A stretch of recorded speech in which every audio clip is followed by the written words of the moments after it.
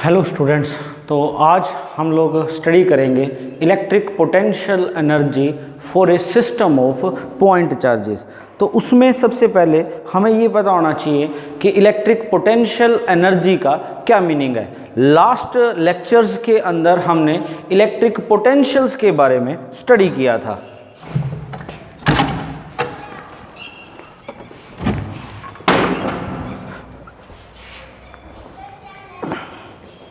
तो last lectures में हमने इलेक्ट्रिक पोटेंशियल्स के बारे में स्टडी किया था।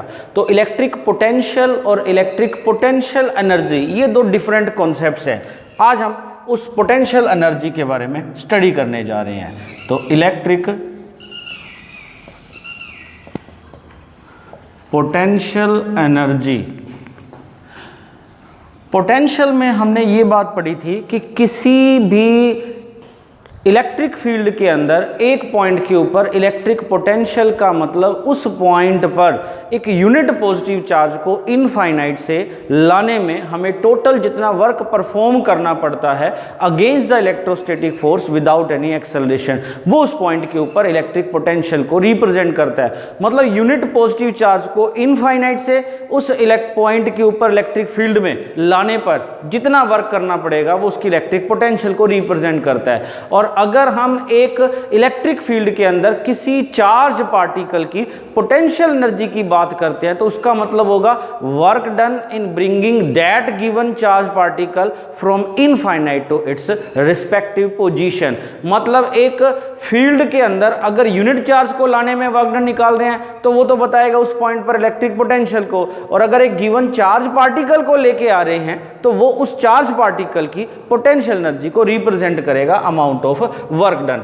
तो अगर हम लोग electric potential energy of A system of point charges की बात करते हैं तो किसी भी सिस्टम ऑफ पॉइंट चार्जेस की जो इलेक्ट्रिक पोटेंशियल एनर्जी है that is defined as the total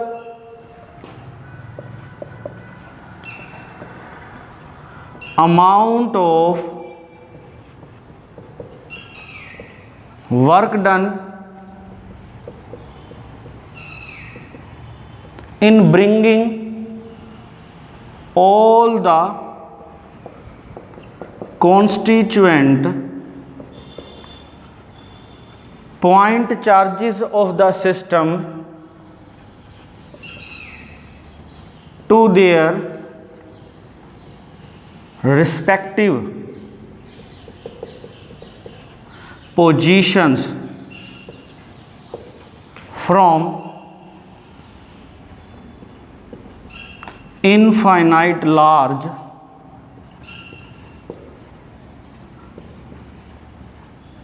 mutual separation.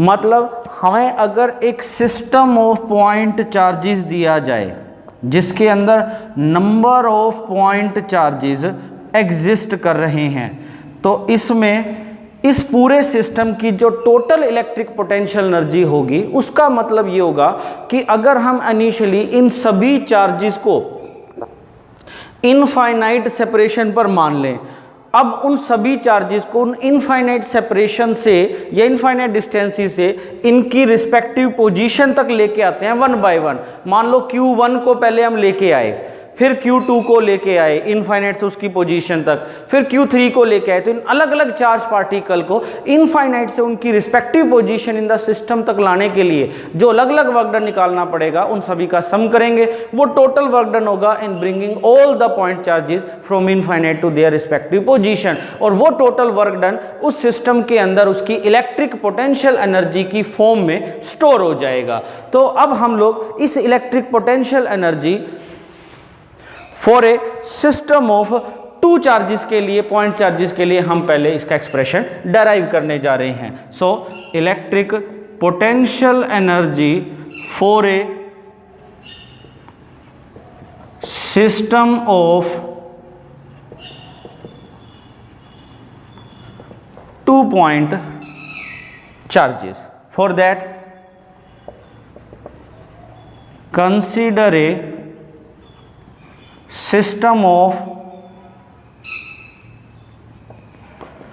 2 point charges Q1 and Q2 located at the positions P1 with position vector R1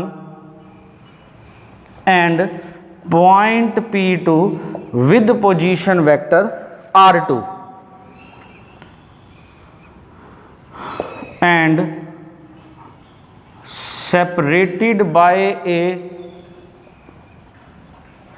distance of R12 means हमने एक 2 point charges का एक system imagine किया है जिस system के अंदर 2 charges exist कर रहे हैं, पॉइंट चार्जेस Q1 और Q2। Q1 पड़ा हुआ है P1 पोजीशन पर, Q2 पड़ा हुआ है P2 पोजीशन पर, जहां पर P1 पॉइंट का पोजीशन वेक्टर है R1, P2 पॉइंट का पोजीशन वेक्टर है R2 और इन दोनों के बीच में जो म्यूचुअल सेपरेशन है, मतलब जो डिस्टेंस है इन दोनों पॉइंट्स के बीच में, वो है R12। अब इसमें इस सिस्टम की total potential energy, electric potential energy का मतलब पहले हम इनिशियली इन दोनों चार्जेस को इनफाइनाइट पर इमेजिन करेंगे। मान लो Q1 भी इनफाइनाइट पर लाई कर रहा है, Q2 भी कहाँ पर लाई कर रहा है, इनफाइनाइट पर।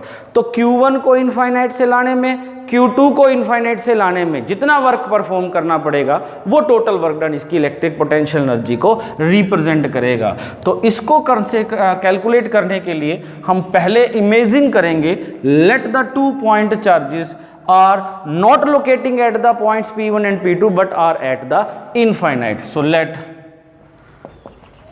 the 2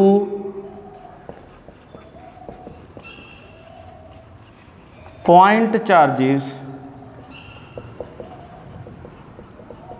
are at infinite। तो हम लोग पहले Q1 को लेके आएंगे। तो जब Q1 को लेके आएंगे तो Q2 चार्ज तो है इनफाइनाइट के ऊपर, तो इनफाइनाइट डिस्टेंस पर अगर कोई चार्ज पार्टिकल हो तो उसके कारण इलेक्ट्रिक फील्ड की वैल्यू होती है 0। तो इसका मतलब उसकी इलेक्ट्रिक पोटेंशियल की वैल्यू भी एट पॉइंट P2 या P1 क्या होगा, 0 होगा।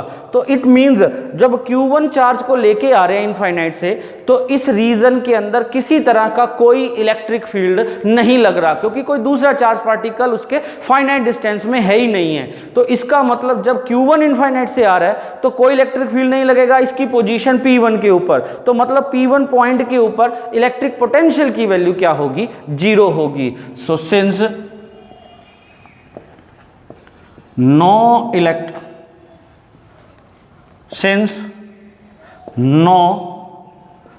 Electric field is acting at point P1, therefore electric potential at point P1, let this is represented by the symbol V1 and that is equal to 0. So therefore the work done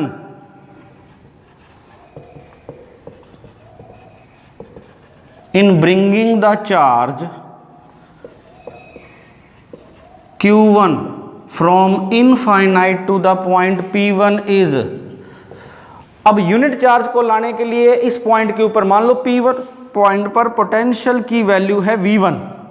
तो potential का मतलब unit charge को infinite से point P1 पर लाने के लिए जितना वर्क परफॉर्म करना पड़ता है, तो Q1 चार्ज को लाने के लिए कितना वर्क परफॉर्म करना पड़ेगा, Q1 इंटू में V1। But potential at point P1 जो है वो तो है 0, क्योंकि कोई और इलेक्ट्रिक फील्ड यहाँ पर लग ही नहीं रहा, क्योंकि दूसरा charge particle already infinite distance के ऊपर है। इसलिए फर्स्ट पॉइंट चार्ज को लाने के लिए किसी तरह का कोई वर्क परफॉर्म करने की जरूरत नहीं है। तो वर्क डन की वैल्यू होगी 0 in bringing the first point charge Q1 from infinite to its position P1। अब Q1 यहाँ पर आ गया, तो ये Q1 यहाँ पर आते ही क्या करेगा, अपने सराउंडिंग रीजन में एक इलेक्ट्रिक फील्ड को सेटअप कर देगा। तो ये P2 पॉइंट की पोजीशन के ऊपर अपने कारण एक इलेक्ट्रिक फील्ड सेटअप करेगा। उस इलेक्ट्रिक फील्ड इंटेंसिटी की वैल्यू होगी Q1 by 4 pi epsilon naught R12 square. Q1 यहाँ पर है P1 पोजीशन पर, तो P2 के ऊपर उसका इलेक्ट्रिक फील्ड इंटेंसिटी होगा Q1 by 4 pi epsilon naught R12 का स्क्वायर। इलेक्ट्रिक फील्ड लगेगा तो यहाँ पर P2 के ऊपर कुछ ना कुछ इलेक्ट्रिक पोटेंशियल भी होगी, और एक पॉइंट चार्ज के कारण R12 डिस्टेंस के ऊपर पोटेंशियल का फॉर्मूला हमें पता ही है। Now this charge Q1 set up an electric field in its surrounding, then the potential at point P2 due to the charge Q1 is equal to, मान लो मैं इसको डिनोट कर रहा हूँ V2 पोजीशन से, तो that is equal to Q1 upon 4 pi epsilon naught R12। ये रिप्रेजेंट कर रहा है P2 पोजीशन पर Q1 के कारण इलेक्ट्रिक पोटेंशियल की वैल्यू। इलेक्ट्रिक पोटेंशियल का मतलब यूनिट चार्ज को इनफाइनाइट से उस पोजीशन तक लाने के लिए वर्क डन, और हमें निकालना है Q2 चार्ज को इनफाइनाइट से वहां तक लाने के लिए work done. So therefore the amount of work done in bringing the charge Q2 from infinite to point P2, that is given by W2, that is equal to potential at point P2 due to the charge Q1 only, क्योंकि और कोई charge है भी नहीं, multiplied by the charge Q2 equal to V2। V2 की value है Q1 by 4 pi epsilon naught R12 into में Q2, तो that is equal to Q1 Q2 by 4 pi epsilon naught R12। ये सेकंड चार्ज Q2 को infinite से उसकी position तक लाने के लिए required amount of work done को रिप्रेजेंट करेगा। तो टोटल वर्क डन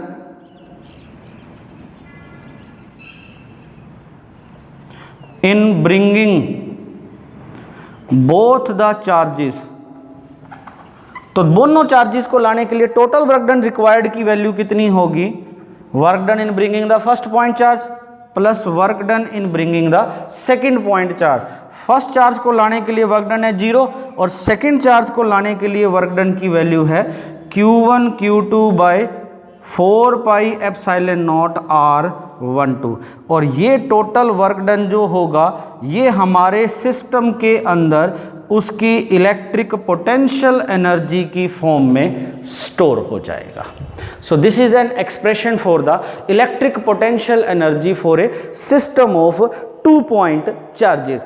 आगे हम लोग डिराइव करेंगे, अगर हमारे पास एक ऐसा सिस्टम दिया जाए जिस सिस्टम के अंदर total n number of point charges exist करते हों, तो उस केस में उसकी टोटल इलेक्ट्रिक पोटेंशियल एनर्जी की वैल्यू क्या होगी।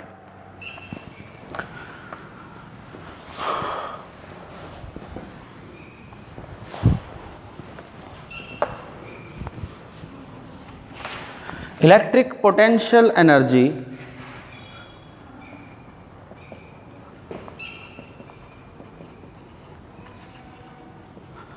फॉर ए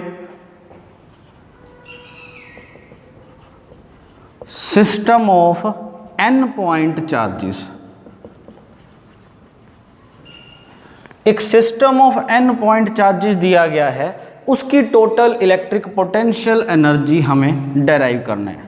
मान लो ये एक सिस्टम है जिसके अंदर n number of point charges exist कर रहे हैं, Q1 Q2 Q3 Q4 and so on at the position at the points P1 with position vector R1, at point P2 with position vector R2, at point P3 with position vector R3 and up to at point Pn with position vector Rn respectively. मतलब हमने एक system of n point charges माना है जिसमें first point charge Q1 जो है वो P1 position पर लाई कर रहा है जिसका पोजीशन वेक्टर है R1, दूसरा point charge Q2 P2 position या पॉइंट पर लाई कर रहा है जिसका पोजीशन वेक्टर है R2 एंड सो ऑन। और हमें इस सिस्टम की टोटल इलेक्ट्रिक पोटेंशियल एनर्जी को कैलकुलेट करना है। जैसा लास्ट आर्टिकल में बताया भी, इसकी टोटल इलेक्ट्रिक पोटेंशियल एनर्जी का मतलब क्या होगा कि इन सभी चार्जेस को इनफाइनाइट से इनकी रिस्पेक्टिव पोजीशन तक लाने में हमें टोटल कितना वर्क परफॉर्म करना पड़ेगा। और ऐसा करने के लिए हम लोग क्या करेंगे, पहले इनिशियली इन सभी पॉइंट चार्जेस को इनफाइनाइट के ऊपर इमेजिन करेंगे। यहाँ पर कोई चार्ज पार्टिकल एग्जिस्ट नहीं कर रहा। अब 1 बाय 1 हर एक को लेके आते जाएंगे और उनके वर्क डन को कैलकुलेट करते जाएंगे। तो पहले work done in bringing the point charge Q1 from infinite to the point P1 at position R1, क्योंकि इस टाइम पर यहाँ पर कोई दूसरा चार्ज पार्टिकल एग्जिस्ट नहीं कर रहा, सारे चार्जेस जो हैं वो इनफाइनाइट पर एग्जिस्ट कर रहे हैं, तो इसलिए यहाँ पर पॉइंट P1 की पोजीशन के ऊपर किसी भी दूसरे चार्ज पार्टिकल के कारण इलेक्ट्रिक फील्ड या इलेक्ट्रिक पोटेंशियल नहीं लगेगा। इसलिए इस फर्स्ट चार्ज पार्टिकल को लाने के लिए amount of work done required की वैल्यू कितनी होगी? 0। अब मान लो मैंने यहाँ पर P1 पोजीशन पर Q1 चार्ज को लाके रख दिया without doing any electrical work done. Electrical work done का मतलब work done against the electrostatic forces, that's why I have used the word electric work done. तो अब हम क्या करना है, Q2 चार्ज को इनफाइनाइट से P2 पोजीशन पर लेके आना है, पर अब यहाँ पर P1 पोजीशन पर ऑलरेडी एक चार्ज पार्टिकल Q1 पड़ा हुआ है, तो जैसे ही यहाँ पर आएगा तो ये अपने सराउंडिंग रीजन में एक इलेक्ट्रिक फील्ड सेटअप करेगा, उसके कारण P2 पोजीशन के ऊपर एक इलेक्ट्रिक पोटेंशियल लगेगी। सो देयरफॉर द वर्क डन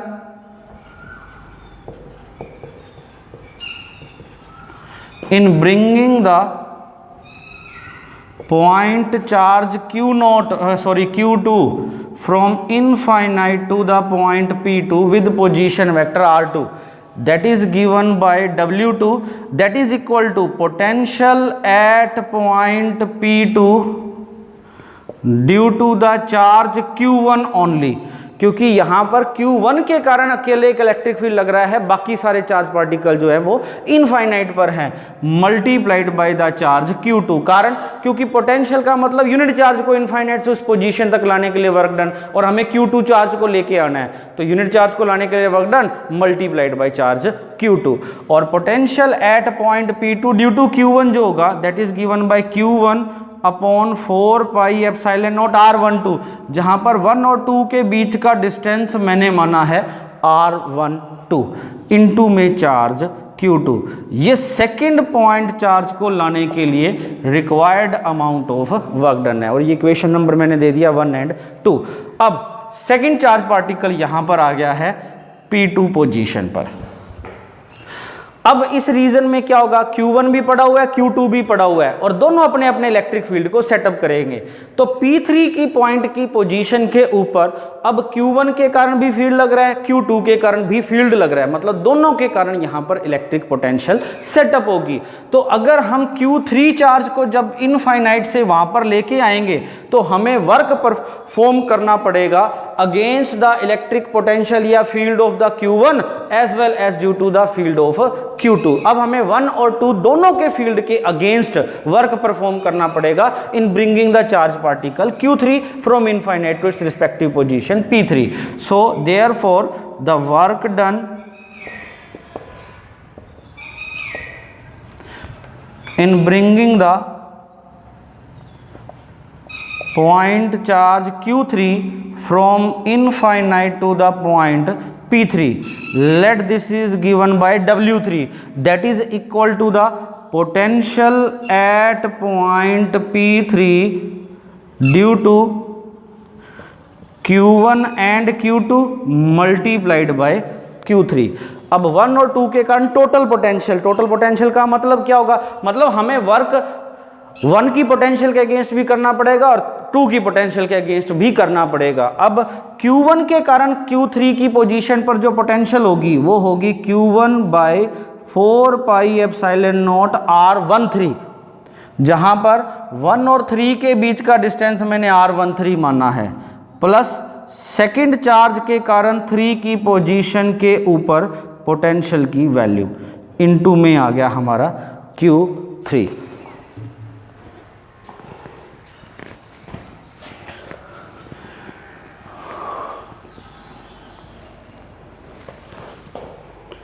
तो W3 की वैल्यू आ जाएगी 1 by 4 pi epsilon naught Q1 Q3 by R13 plus Q2 Q3 by R23। W2 की वैल्यू आई थी Q1 Q2 बाय R12। ठीक है जी। अब थर्ड चार्ज पार्टिकल भी यहाँ पर आ गया। अब जब फोर्थ को लेके आएंगे तो फोर्थ पॉइंट की पोजीशन पर, मतलब P4 की पोजीशन के ऊपर अब 1, 2 और 3 तीनों के कारण इलेक्ट्रिक पोटेंशियल या इलेक्ट्रिक फील्ड लगेगा। तो Q4 को लाने के लिए हमें वर्क परफॉर्म करना पड़ेगा against the electric field of Q1, Q2 and Q3। तीनों के फील्ड के अगेंस्ट अब हमें वर्क करना पड़ेगा। तो फोर्थ चार्ज पार्टिकल Q4 को लाने के लिए जो वर्क परफॉर्म करना पड़ेगा total, that is equal to the potential due to the charge Q1 plus potential due to the charge Q2 plus potential due to the charge Q3 multiplied by the charge Q4। Simple सी बात है। मतलब 4 को लाने के लिए 1 के against भी काम करना पड़ेगा, दूसरे के भी और तीसरे के भी, क्योंकि अब तीनों पर अपना इलेक्ट्रिक पोटेंशियल सेटअप करेंगे। पोटेंशियल का मतलब work done in bringing the unit charge. तो Q4 चार्ज को लाने के लिए total work done, total potential multiplied by charge Q4।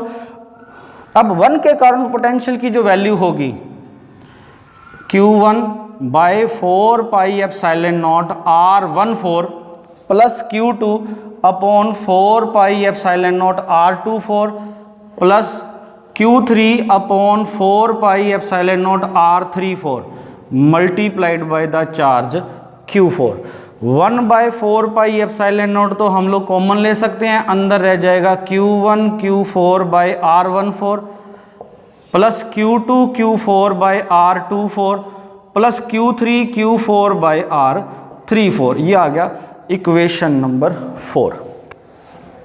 मान लो हमारे सिस्टम के अंदर सिर्फ 4 ही पॉइंट चार्जेस है, 4 ही पॉइंट चार्जेस एग्जिस्ट कर रहे हैं। तो इन चारों को लाने के लिए टोटल वर्क डन की वैल्यू कितनी होगी? W1, W2, W3 और W4 इन सभी का सम हो जाएगा। तो total work done in bringing the charges Q1, Q2, Q3 and Q4 to their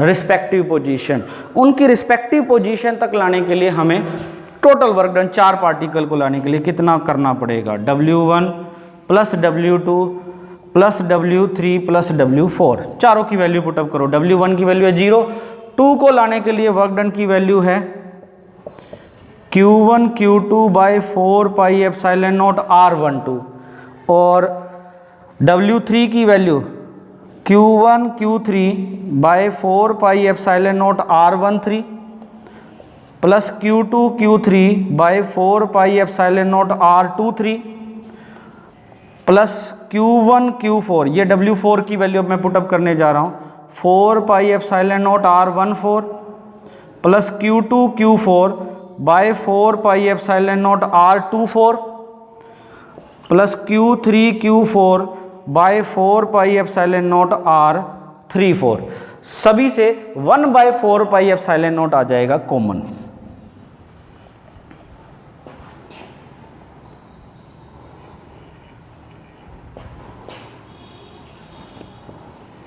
सभी से 1 बाय 4 पाई एप्सिलॉन नॉट मैंने लिख दिया बाहर कॉमन।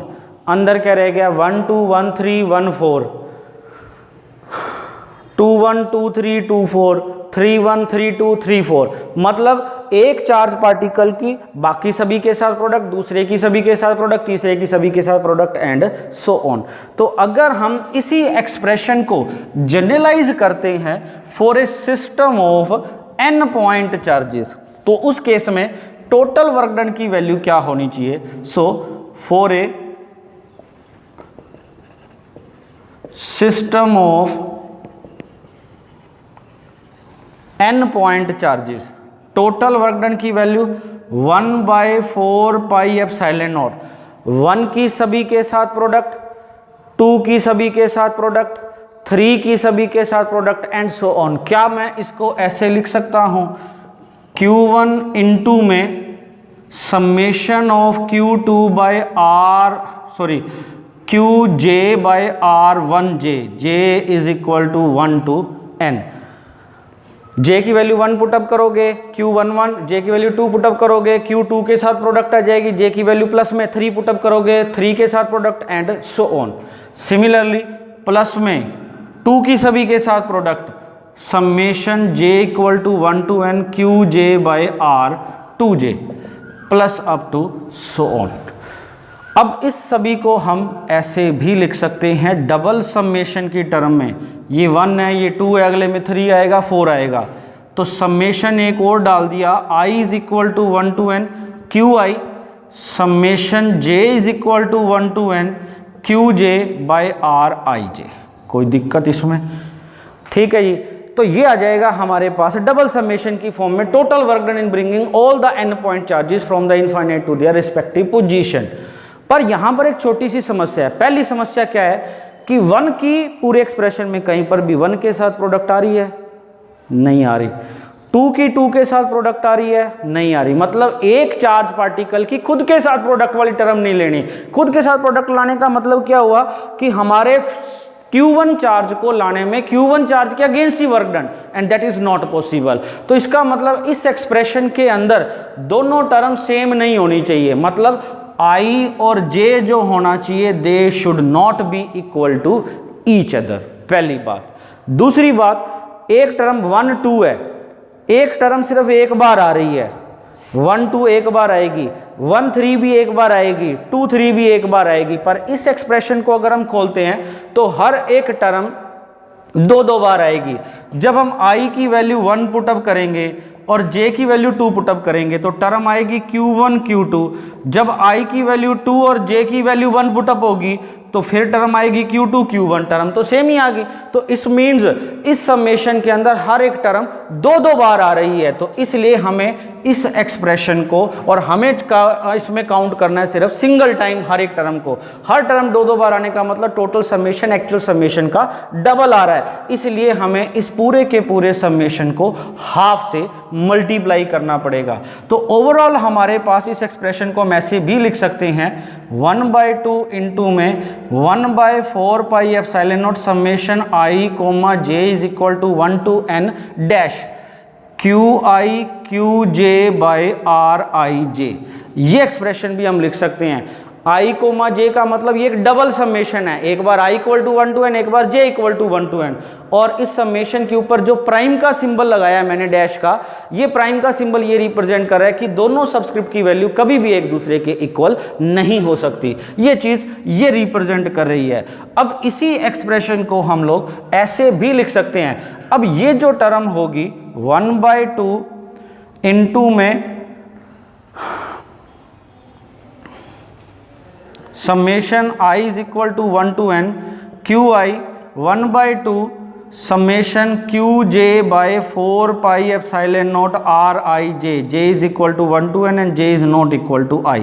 अब अगर हम इस टर्म की बात करें QJ, J की वैल्यू 1 से लेके n तक, Q1/4 pi epsilon naught R12, Q2/4 pi epsilon naught R13, Q3/4 pi epsilon naught R13, Q4/4 pi epsilon naught R14 and so on. मतलब ये हुआ कि ये जो एक्सप्रेशन होगा ये total electric potential at the position of the point charge QI को represent करेगा। तो इसलिए हम इस समेशन को QI VI is equal to 1 to n ये भी लिख सकते हैं। तो टोटल वर्क डन का फॉर्मूला एक चार्ज पार्टिकल को उसके कोरेस्पॉन्डिंग उसकी पोजीशन के ऊपर पोटेंशियल टोटल पोटेंशियल के साथ मल्टीप्लाई करो और सभी चार्जेस के लिए उसका सम कर दो। ये total work done in bringing all the point charges from infinite to their respective position for a system of n point charge होगा। और ये वर्क डन हमारे सिस्टम के अंदर as its electrical potential energy की फॉर्म में store हो जाएगा। So this is an expression for the electric potential energy for a system of n point charges. तो अभी तक हमने जो 2 पॉइंट चार्जेस या n पॉइंट चार्जेस के लिए इलेक्ट्रिक पोटेंशियल एनर्जी का फॉर्मूला डेराइव किया है, इस फॉर्मूले के अंदर हमने ये कंडीशन मानी है कि जो भी इलेक्ट्रिक फील्ड लग रहा है वो सिस्टम के चार्जेस के कारण ही एक दूसरे के ऊपर अप्लाई हो रहा है। मतलब इसमें जो भी फील्ड या जो भी पोटेंशियल सेटअप हो रही हैं वो इंटरनल हैं। इंटरनल का मतलब सिस्टम के कॉन्स्टिट्यूएंट चार्ज पार्टिकल एक दूसरे की पोजीशंस के ऊपर वो अप्लाई कर रहे हैं। पर अगर हमारा सिस्टम ऐसा है कि इसके ऊपर ऑलरेडी बाहर से कोई एक एक्सटर्नल फील्ड अप्लाई किया गया है, तो मान लो हमारे सिस्टम के अंदर 2 ही पॉइंट चार्जेस हैं Q1 और Q2।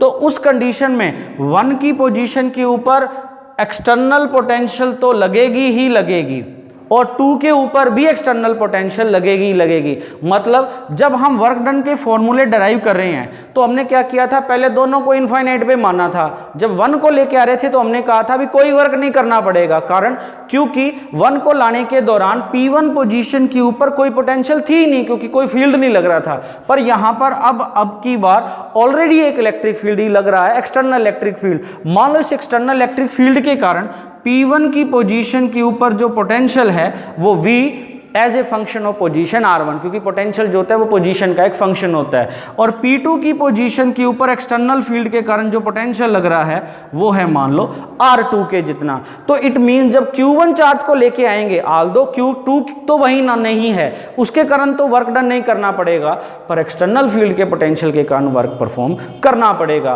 तो फर्स्ट पॉइंट चार्ज Q1 को लाने के लिए वर्क डन की वैल्यू कितनी होगी, work done against the external electric potential, मतलब charge multiplied by the potential due to electric field at the position R1।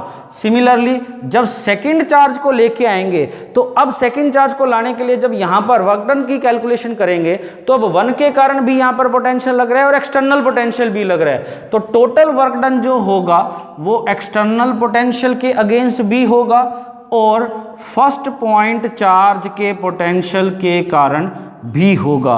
तो इस केस में टोटल पोटेंशियल एनर्जी का फॉर्मूला दोनों पॉइंट चार्जेस के वर्क डन के सम के इक्वल होगा, that is equal to Q1V at the position R1 plus Q2 into में V at the position R2 plus Q1 Q2 by 4 pi epsilon naught R12।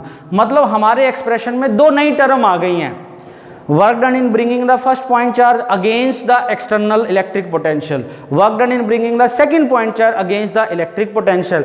अगर हमारे system के अंदर n point charges होंगे तो हर एक पॉइंट की पोजीशन के ऊपर एक्सटर्नल पोटेंशियल के कारण, एक्सटर्नल फील्ड के कारण एक एक पोटेंशियल लगेगा, तो उन सब के अगेंस्ट भी हमें वर्क करना पड़ेगा। तो उस केस में पूरे एक्सप्रेशन के अंदर क्या होगा कि जो हमारा टोटल वर्क डन है या टोटल पोटेंशियल एनर्जी का एक्सप्रेशन हमने लास्ट आर्टिकल में ड्राइव किया वो तो आएगा ही आएगा, उसके साथ साथ आगे एक V पोटेंशियल या work done in bringing the first charge against the external potential, work done in bringing the second charge against the electric external potential, third charge को एक्सटर्नल पोटेंशियल के against work done plus up to NH charge, और plus में summation I comma j equal to 1 to n prime QI QJ by 4 pi epsilon naught RIJ। ये तो आना ही आना है, ठीक है।